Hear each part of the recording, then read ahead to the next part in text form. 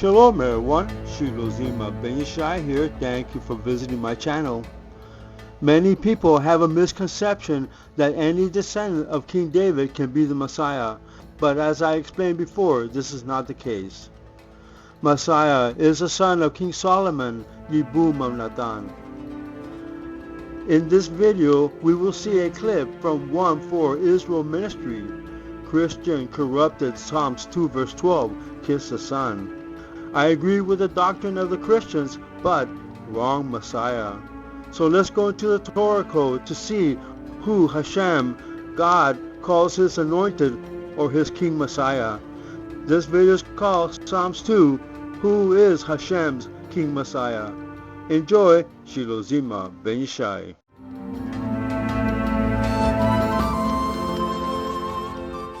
A couple of things, and I think it's really important. Number one, when Rashi says this is only about David, we've got to understand Rashi in his context. Rashi is actually he's not actually caring about what the passage really means. He's being more polemical than exegetical. How do I know that?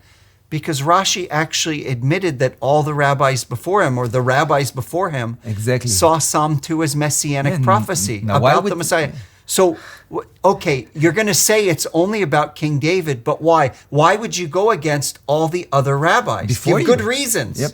So we have some quotes from the Talmud and other rabbinic literature, and I'll ask you to read them in English, like in Avodah Zarah. Okay. So in Avodah Zarah, we have the reference here, but in Bereshit, in Midrash Bereshit Rabbah 44:8, notice what it says. Rabbi Yonatan said, for only 3 people in the Hebrew Bible is the word ask used, right?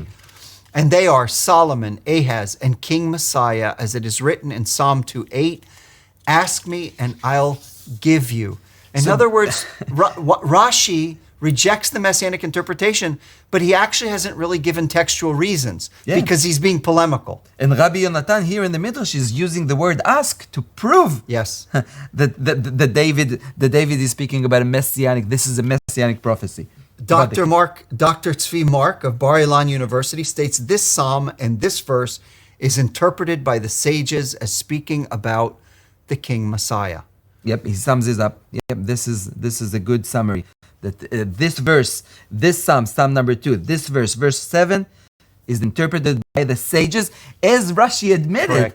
Correct. Talking about the King Messiah. Correct. So again, another thing. So not only does Rashi, he claims it's about David, and he goes against all the evidence of earlier Jewish interpretation, but I think Rashi misses probably one of the most important points, is that I want you to notice Psalm 2:7. But as for me, I have installed my king upon Zion, my holy mountain, and I will surely tell of the decree of the Lord. What is that decree?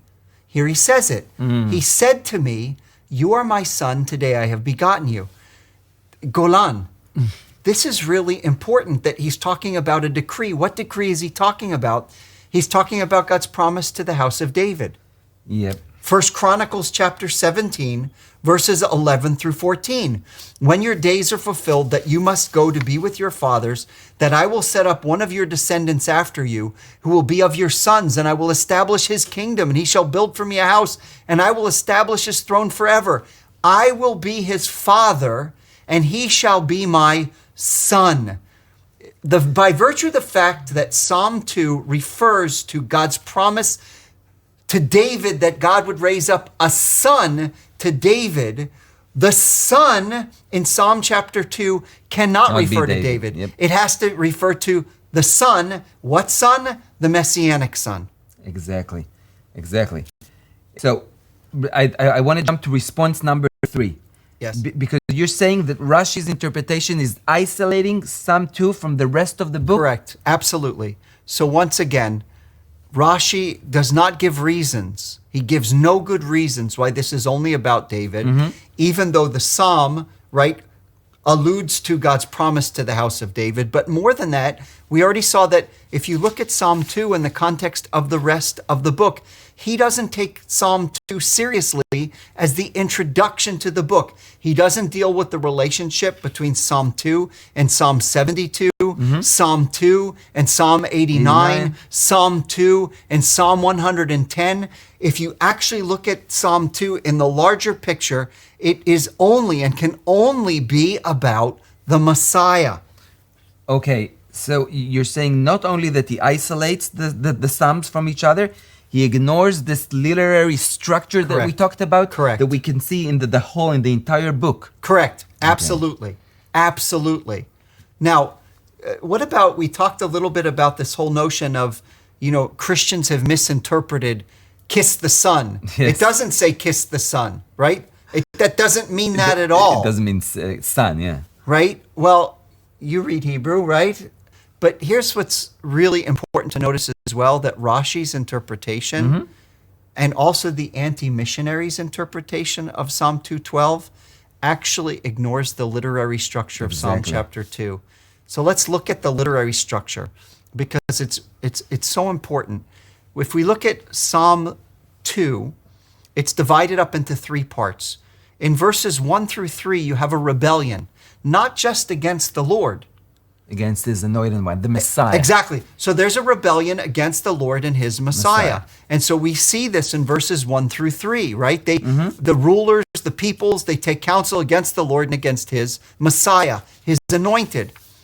In verses in verses 4 through 9, you have the response of the Lord and his Messiah to these nations. And so they're talking together. And we see that they're responding together. He who sits in heaven laughs, the Lord scoffs at them, and they have a conversation.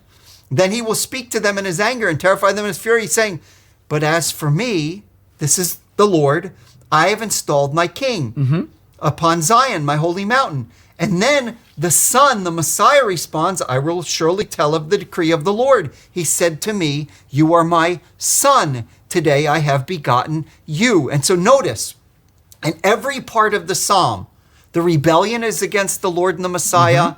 The response is the Lord's and the Messiah's. And the conclusion? The conclusion. In order to make things right, you have to be reconciled both to the Lord and to his Messiah. Exactly. So notice, verses 10 through 12. Now therefore, O kings, show discernment. Take warning, O judges of the earth. Worship the Lord with reverence and trembling, and rejoice with trembling. Do homage to the Baal, to the Son, that he not be angry, become angry, and you perish in the way, for his wrath may soon be kindled. How blessed are all who take refuge in him. Amen. Golan, if we don't interpret or understand the word Baal here as son, then there's no reconciliation between these hostile nations and the Lord and his Messiah. Okay. It has to be the Messiah. In that case, son.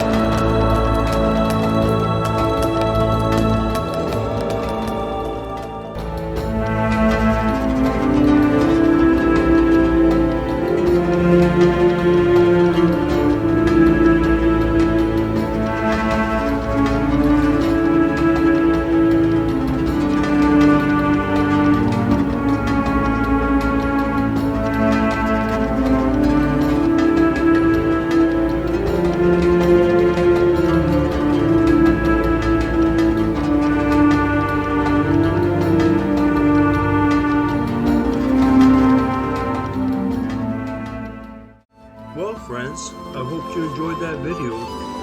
If you haven't yet, please subscribe to my channel, and please be so kind as to give us a thumbs up and share it with your friends and family. So I leave you for now, and as always, this has been your host, Shilozima Ben Yishai, wishing you till next time, Shalom Aleichem.